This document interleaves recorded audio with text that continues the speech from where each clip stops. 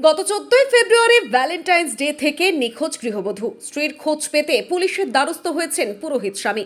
ঘটনাটি ইংরেজ বাজারের সর্বমঙ্গলা পল্লী এলাকায়। নিখোঁজ গৃহবধূর স্বামী জানান, ঘটনার দিন সরস্বতী পুজো করতে বেরিয়ে গিয়েছিলাম। স্ত্রীর বাবার বাড়িতে যাওয়ার কথা ছিল। স্ত্রীর বাড়ি থেকে বেরোনোর ঘণ্টাখানেক বাদে ভাইয়ের স্ত্রী বাচ্চাকে আনতে স্কুলে যান। সেই সময় আমার শাশুড়ির সাথে ওনার দেখা হয়। তখনই তিনি জানতে পারেন তার স্ত্রী বাবার বাড়িতে পৌঁছয়নি। ফোন সুইচ অফ থাকায় স্ত্রীর সঙ্গে যোগাযোগ করা যায়নি। সারাদিন স্ত্রীর খোঁজ করেও সন্ধান না মেলায় রাতে ইংরেজবাজার থানায় মিসিং ডায়েরি করি। পুরোহিত স্বামী আরও জানান, তার স্ত্রীর সঙ্গে আধার কার্ড এবং ভোটার কার্ড ব্যাগে করে নিয়ে যায়, তবে কোনো টাকা পয়সা বাড়ি থেকে নিয়ে যায়নি। ঘটনার পর থেকেই বন্ধ গৃহবধূর মোবাইল ফোন। এই ঘটনায় ওই গৃহবধূর প্রেমের সম্পর্ক জড়িয়ে থাকতে পারে বলে রহস্য ঘনীভূত হচ্ছে।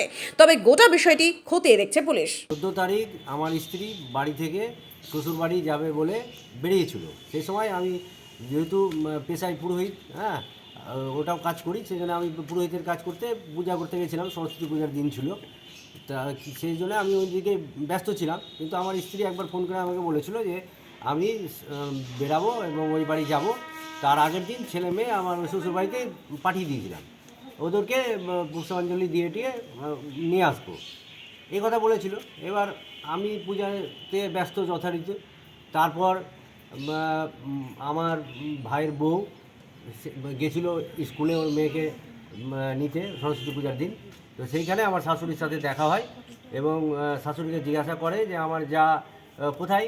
তখন বলে যে না, এইখানে তো আসেনি। তখন এই নিয়ে খোঁজ খবর হয় এবং খুঁজে পাওয়া যায় না। তারপর আমি বাড়িতে এসে যখন জানতে পারি, তারপরে এদিকে ওদিকে খুঁজলাম আত্মীয় স্বজন, পাড়া প্রতিবেশী এবং বিভিন্ন জায়গাতে, কিন্তু এর কোনো খোঁজ পাওয়া গেল না। তারপর আমি রাত্রেবেলা 9টার সময় থানাতে যাই এবং সেখানে ডায়েরি করি। তো ওনারা বললেন যে মিসিং ডায়েরি করতে হবে। এবার মিসিং ডায়েরি করার পর বা যথারীতি করলাম, তো বললো যে জিডি নাম্বারটা পরে নিয়ে যেতে।